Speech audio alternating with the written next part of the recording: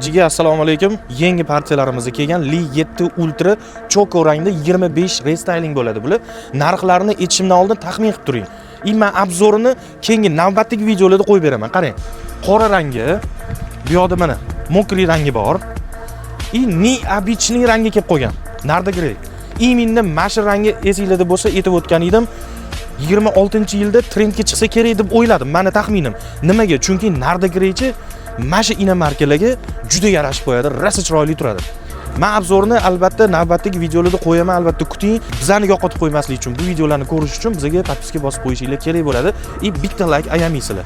Endi qarang, narxini aytib o'taman. 61,5 mingga shundoq berib yuboramiz. Tayyor nomingizga chiqadi. Narda grey rangi.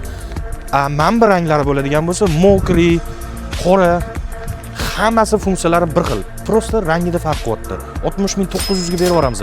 Bemalol olib ketsanglar bo'ladi. Obzorlarni to'liq kuting, mashina olsang port avtodan ol. Bo'lmasa, vobshe olma.